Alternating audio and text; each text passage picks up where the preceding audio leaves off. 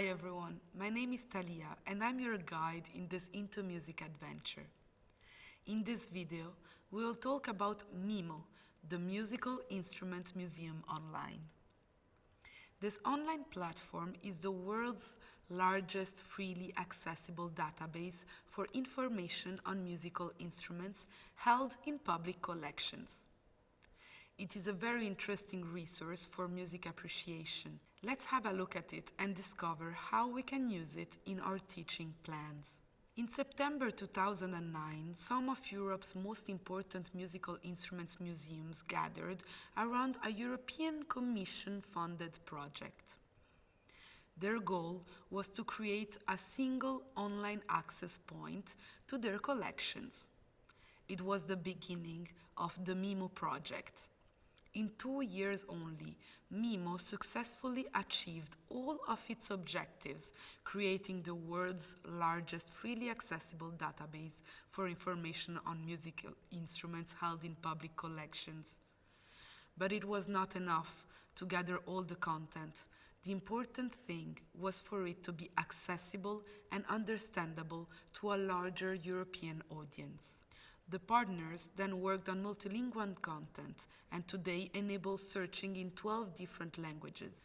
The success of the project allowed it to go from European to worldwide scale.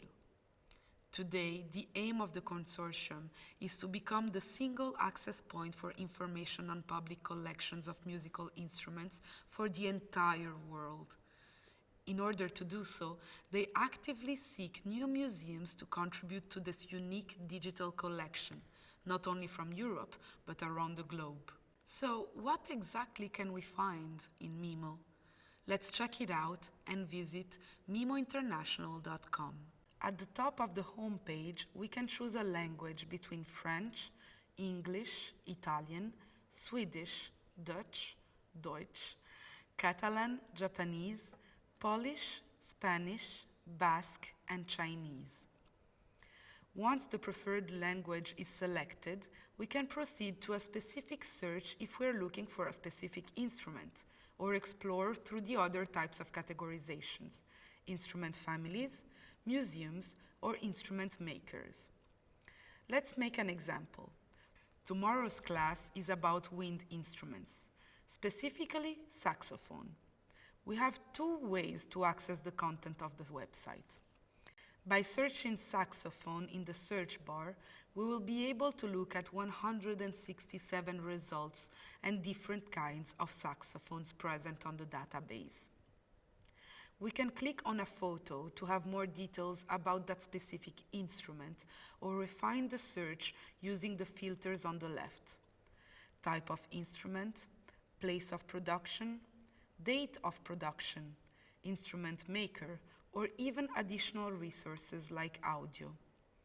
But the class I want to prepare is actually more general about winds. Let's go back to the home page and click on instrument families.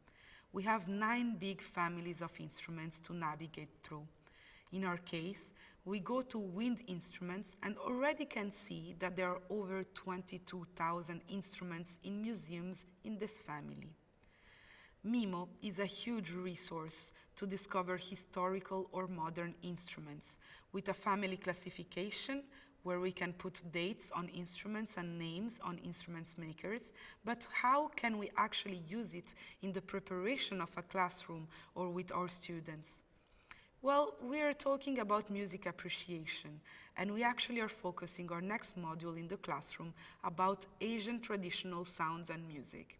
Let's make it real. I'm making a search by place of production, selecting Asia, and putting the filter audio. I have a selection of 118 instruments that I can show to my students and material to prepare the discovery of Asian sonorities, instruments, sounds, photos, all I need to prepare an introduction to Asian sounds. The ultimate goal of the module is for students to create a song with these traditional instruments and contextualize it. By introducing production tools and other resources like freesound.org, we can stimulate the students to go search the instrument they liked in MIMO and then download the samples to upload them on a production software and create their Asian-inspired musical experience. MIMO is a great resource that favors discovery, historical contextualization, but also listening with an approach by instrument. Linked with other tools, it can be put in the hands of the students or be useful to create the content for a music appreciation lesson. Go check out our examples and lesson plans for how to integrate MIMO in the classroom on intomusic.info. And don't forget to check out the music basics, music creation, and music production tools that we liked here at intoMUSIC. What do you think of MIMO? How would you use it in your classroom?